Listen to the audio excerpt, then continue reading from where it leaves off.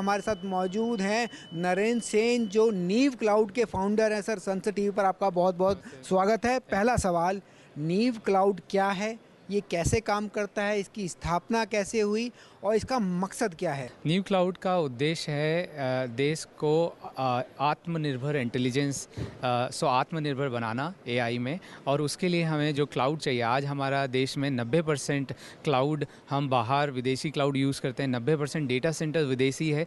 तो इसी प्रॉब्लम को देखते हुए हमने डेटा सेंटर्स बनाए और क्लाउड टेक्नोलॉजी बनाई जो कि इक्विवेलेंट बाहर की टेक्नोलॉजी के बराबर है। और इसका बनाने का वही था क्योंकि एज अ इंडियन हमने पूरे दुनिया के लिए टेक्नोलॉजी बनाई, हमने देश के लिए टेक्नोलॉजी बनाने का टाइम था। तो हम लोग हमारे करीबन 150 लोगों की इंजीनियरिंग टीम है बेंगलोर और इंदौर में, और हमने ये क्लाउड अब बनाया और उसी क्लाउड का लॉन्च हम यहाँ पे कर रहे हैं। हम इसको देश का क्लाउड बोलते हैं, एआई सुपर क्लाउड, नीव क्लाउड बोलते हैं जी। इसकी अगर हम बात करें, स्थापना कब हुई, किस तरह से आप इस नीव क्लाउड की फाउंडेशन तक पहुँचे, और जो कहानी कहती है आपकी प्रधानमंत्री नरेंद्र मोदी ने भी सुनी है, 8 मिनट आपसे उन्होंने चर्चा भी की, तो कैसे देखते हैं भारत के आत्मनिर्भर होने की इस जो शक्ति है, ये जो रास्ता तय कर रहा है भारत 2047 के विकसित भारत को लेकर? लीडरशिप बहुत स्ट्रांग है और पॉजिटिव पूरा एनवायरनमेंट है। इंडिया बहुत बड़ा मार्केट है और जो विदेश में जाके कंपनियां खोलते थे और बोलते थे कि वहाँ पे ज़्यादा उनको रेवेन्यू आएगा, बट आई थिंक अब इंडिया मार्केट रेडी है और सारे इनोवेटर्स जो स्टार्टअप वर्ल्ड में हैं, टेक्नोलॉजी वर्ल्ड में हैं, अब वो देश की तरफ देखना चालू कर दिया है और देश के लिए बनाना चालू कर दिया है।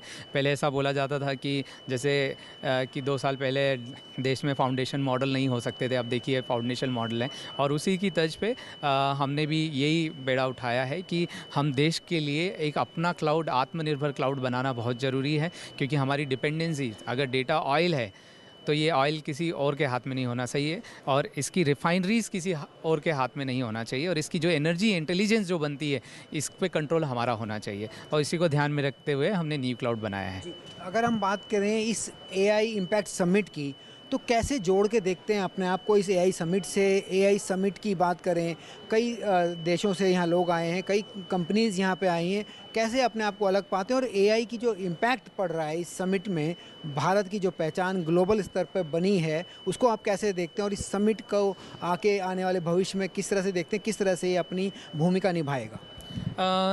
ये बहुत अच्छा और एक बड़ा मूवमेंट है हमारे देश के लिए, और हम जैसे एआई कंपनीज़ के लिए ये हमारे लिए महाकुंभ से कम नहीं है, जहाँ पे हम यहाँ पे आके हमारे काम को दिखा सकते हैं पूरी दुनिया के सामने। तो एक हमें स्टेज और प्लेटफॉर्म दिया है भारत सरकार ने, और हम वही कर रहे हैं। और यही मोटिवेशन है कि हमें सब जगह पे, मैं इंदौर से हूँ तो ऐसा सब जगह सबको प्लेटफॉर्म बराबर मिले, वो सरकार की कोशिश है और हमें मिला है प्लेटफॉर्म। और हमें काफ़ी कनेक्ट मिले हैं विदेशों से भी और देश में भी, और बहुत सारी जगह का अपॉर्चुनिटी मिली है काम करने की।